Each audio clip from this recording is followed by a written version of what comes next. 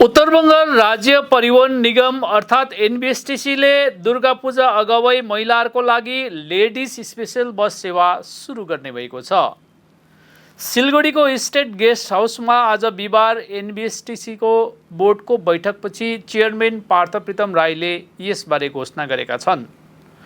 बोर्डको बैठकपछि पत्रकारहरूसित कुराकानी गर्दै एनबीएसटीसीका चेयरम्यान पार्थप्रीतम राईले भने, बैठकमा सरकारी बस यात्रीहरूको लागि सेवाहरूमा सुधारबारे व्यापक चर्चा परिचर्चा गरियो। दुर्गा पूजाभन्दा अगावै लेडिज स्पेशल बस सेवाको साथै बसहरूमा यात्रीहरूको सुरक्षाको लागि सीसीटीभी क्यामेरा लगाइने पनि निर्णय लिएको छ। यसको साथै सीएनजी अनि इलेक्ट्रिक बस सेवाहरूलाई महत्त्व दिने लगायत चेयरम्यान पार्थप्रीतम राईले अझ भने, भविष्यमा भुटान र बंगलादेश बस सेवाहरू पनि शुरू गरिनेछ। बोर्ड मीटिंगे आमादेर अनारेबल बोर्डर vice chairman MLA Gautam Pal सह आमादेर मैनेजिंग डायरेक्टर दीपंकर पिपलाई एवं माननीय एमएलए तोड़ाफ होसेन साहेब, आमादेर बोर्ड डायरेक्टर अनंत देव अधिकारी, जयंत अधिकारी एवं चाँद मोहम्मद साहेब उपस्थित छिलेन। आमादेर भार्चुअल मोडे ट्रांसपोर्ट डिपार्टमेंटेर दुजन आधिकारिक उपस्थित छिलेन एवं आमादेर आधिकारिकेरा आमरा आज के बेश किछु गुरुत्वपूर्ण सिद्धांत এই बोर्ड मीटिंगे करी एवं तार किछु सिनोपसिस आपनादेर सामने आमरा तुले धरछि। आमरा এই পুজোর আগে लेडिज स्पेशल बास सार्विस चालू करते चलेছি। আমরা पाइलट प्रोजेक्ट हिसेबे तीनटी जायगाय जलपाईगुड़ी शिलीगुड़ीर मध्य लेडिज स्पेशल चलबे अफिस टाइमे एवं फेरार समय अफिस टाइमटाके आमरा धरब एवं कोचबिहार आलिपुरदुआर एवं कोचबिहार दिनहाटा এই তিনটে रूटे प्राथमिकभावे चलबे। परवर्ती पर्याये एटाके आमरा आमादेर विभिन्न डिपोते এই स्पेशल लेडिज सार्विस आमरा चालू करब। आमरा महिला निरापत्तार विषयटिके माथाय रेखे माथाय रेखे दूरपाल्लार समस्त गाड़ीते जेगुलो विशेष करे रात्रिबेला चले आमादेर रकेट सार्विस एवं कलकाता शिलीगुड़ी थेके कलकाता बंगाईगाँव असम नेपाल जे सार्विसगुलो तो चले सेखाने 100% सीसीटीवी आमरा निश्चित करते चाइछि। किछु नतून बासगुलोते प्रत्येकटाते सीसीटीवी आछे, पुरानो बासगुलोते आमरा सीसीटीवी लागाबो महिला निरापत्तार विषयटिके माथाय रेखे। पुजोर आगे प्रत्येक बछरेर मतो एबारो छोटो करे हलेও आमरा सबुजेर पथे हातछानी এই प्रजेक्टटा शुरू करछि। इतिमध्ये जलपाईगुड़ी कोचबिहारे आमादेर एटार एकटा मोटामुटी रेडी हয়েছে, আমরা এটা করবার জন্য প্রস্তুতি নিয়েছি। শিলিগুড়িতেও এটা থাকবে এবং শিলিগুড়িতে যে chartered bus service taxi service সেটাকেও আমরা ইন্ট্রোডিউস করছি। পুজোতে আমরা পুজো পরিক্রমা স্পেশাল বাস সার্ভিস আমরা চালাবো। আমরা হাতে নতুন 12টি রকেট বাস পেয়েছি, তার মধ্যে 6টি এসি 6টি নন এসি বাস। আমরা 18 তারিখ আনুষ্ঠানিকভাবে সেগুলো শুভ উদ্বোধন করব। শিলিগুড়ি থেকে 3টে, কোচবিহার থেকে 3টে, আরও কয়েকটি জায়গায় আমরা এই সার্ভিসগুলো চালু করব। রকেট বাস সার্ভিস আমাদের নতুন বাসগুলো হাতে এসেছে। কালিম্পং থেকে একটা প্রস্তাব আছে, ডেলো থেকে একটা বাস চালানোর, আমরা সেটা আগামী 3 তারিখ সেটা শুভ উদ্বোধন করব। সিএনজি বাস আমরা 30টি আমাদের কেনা হয়েছে, তার মধ্যে 4টি বাস 6টা বাস আমরা হাতে পেয়েছি। আমরা 2টো বাস অলরেডি রাস্তায় চালাচ্ছি, বাকি বাসগুলো খুব অল্প সময়ের মধ্যে পুজোর আগে আমরা চালু করব। কৃষ্ণনগর ডালখোলায় আমাদের নতুন 2টো ডিপো স্থাপিত হবে, সেই ব্যাপারে আমরা প্রস্তাব নিয়েছি। গভর্নমেন্টের প্রাথমিক কিছু বরাদ্দ পাওয়া গেছে, বাকি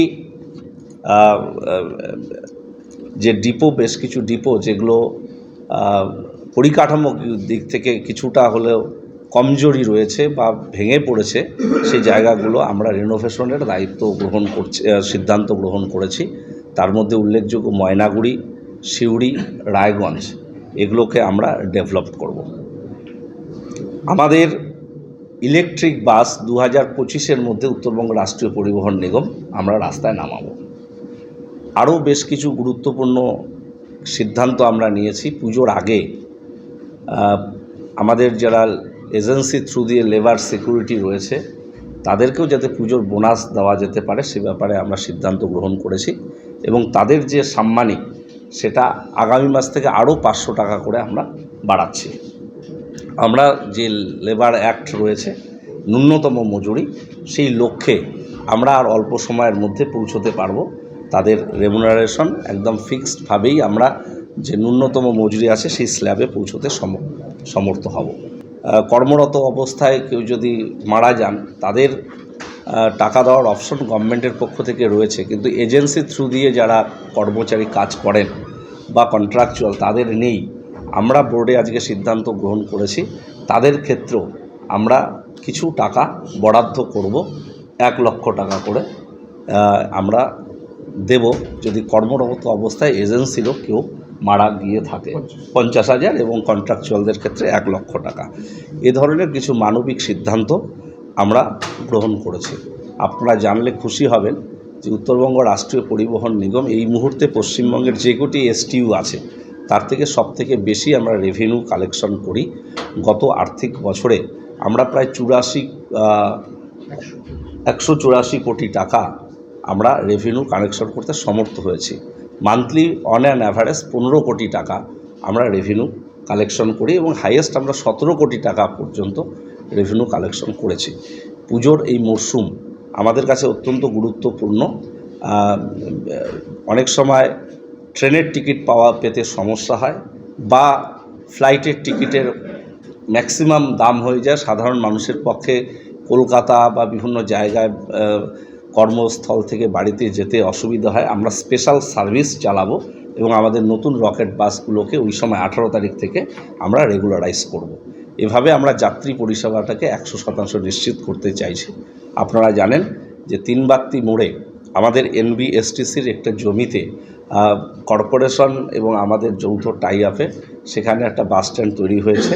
আমরা চেষ্টা করছি, আমরা মাননীয় মেয়র গৌতম দেব মহাশয়ের সঙ্গে কথা বলে তিনি উদ্যোগ গ্রহণ করলে আমরা সেই স্ট্যান্ডটাকে যাতে রেগুলারাইজ করতে পারি, ওপেন করতে পারি, সে ব্যাপারেও আমরা আগামীকাল একটা বৈঠক তেনজিং নোরগে বাস ডেভেলপমেন্ট যে আমাদের একটি কমিটি রয়েছে সেটা ডেকেছে, সেখানে আমরা সিদ্ধান্ত গ্রহণ করব।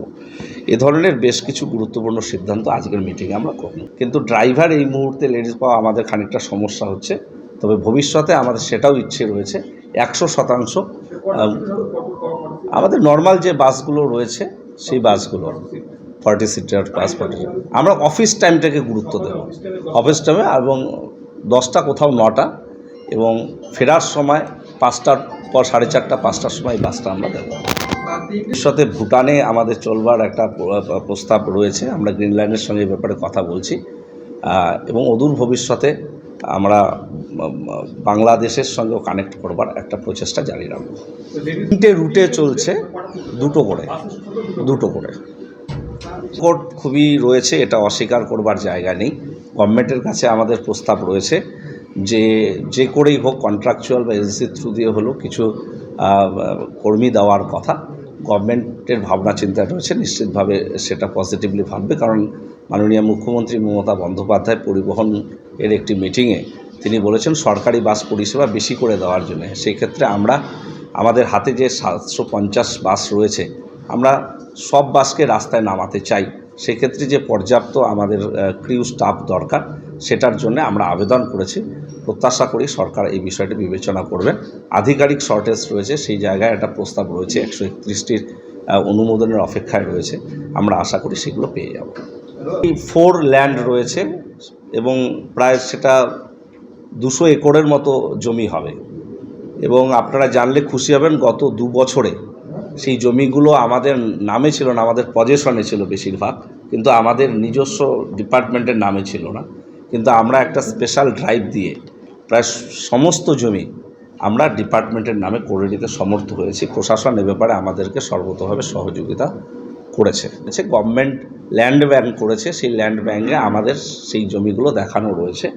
আমাদের যেটুকু প্রয়োজনীয় সে কী প্রজেক্ট আমরা করতে চাই সে ব্যাপারে আমরা গভর্নমেন্টকে জানিয়েছি। বাকি ভ্যাকান্ট ল্যান্ড সেগুলোও আমরা জানিয়েছি। গভর্নমেন্ট এরপর যেভাবে আমাদেরকে গাইড করবে আমরা সেভাবে কর্মসূচি গ্রহণ করব। কৃষ্ণনগরে আমাদের একটা ফাঁকা ল্যান্ড আছে, সেখানে আমরা নতুন ডিপো করে তুলব। ডালখোলায় আমাদের একটা নিজস্ব ল্যান্ড রয়েছে, সেখানে আমরা ডিপো করে তুলব। এই দুটো ডিপোর নতুন প্রস্তাব রয়েছে। বাকি জায়গায় আমাদের বেশ কিছু ডেভেলপমেন্ট ওয়ার্ক করার কথা, একতলা হয়ে আছে, সেটা দোতলা করে আমরা বাণিজ্যিকভাবে ব্যবহার করতে পারি কি না সেটাও গভর্নমেন্টের কাছে। এই মার্কেট কমপ্লেক্স হোক বা যে বিষয়ে গভর্নমেন্টের অনুমোদন সাপেক্ষে আমরা করব, কারণ সরকারি জমিতে যাই করি আমরা গভর্নমেন্টের অনুমোদন নিই, সেটা গভর্নমেন্ট যেভাবে গাইড করবে আমরা সেভাবে করব। তবে এই মুহূর্তে তো এদিকেই এগোচ্ছে, আমরা সেদিকে ল্যান্ডগুলো ধীরে ধীরে নিজেদের কাছে নিয়ে নিচ্ছি। সুতরাং অ্যাকর্ডিং টু আমরা প্রস্তাব পাঠাবো, গভর্নমেন্ট যেভাবে গাইড করবে সেভাবে আমরা এটাকে করব। কুচবিহার সেন্ট্রাল ওয়ার্কশপের তো বেশ কিছু কাজ হয়েছে, আর রেনোভেশন বহু কাজ হয়েছে, বাকি কাজগুলো করা হচ্ছে। পরিষেবা নিয়ে খানিকটা সমস্যা রয়েছে। আসলে আমাদের নর্থ বেঙ্গলে এই মুহূর্তে সেরকম এসি মেনটেনেন্স সংস্থার অভাব রয়েছে। কলকাতা কেন্দ্রিক একটি সংস্থা রয়েছে, তারা আমাদের পুরনো বাসগুলোকেই সারাই করতে দিতে অনেক সময় লাগাচ্ছে। তো সেক্ষেত্রে আমাদের খানিকটা অসুবিধা হচ্ছে। সেই সমাধানটা করবার জন্য আমরা একটা প্রচেষ্টা জারি রেখেছি। ছটা আমরা দুটো অলরেডি চালাচ্ছি, 4টে চালাবো এই গল্প। এটা মূলত শিলিগুড়ি, কোচবিহার এবং শিলিগুড়ি, রায়গঞ্জকে আমরা টার্গেট করছি। শুধু সেখানে লেডিস কন্ডাক্টর, সমস্ত যাত্রী লেডিস হবে, এবার ভবিষ্যতে আমরা লেডিস ড্রাইভারও আমরা খোঁজ করছি। এবং আপনাদের জানিয়ে রাখি, প্রত্যেকটা বাসে 4টি করে লেডিস সিট রিজার্ভ থাকবে। আমরা সেটা পুজোর আগ থেকেই আমরা কার্যকরী করব। প্রত্যেকটা বাসে, নর্মাল প্রত্যেকটা বাসে 4টি করে মহিলা, এবং রকেট বাসগুলোতে এটা একদম ম্যান্ডেটরি। এটা তো এখনও হিসেব হয়নি, তবে আমাদের অন অ্যান অ্যাভারেজ 15 কোটি টাকা পার মান্থ আসছে।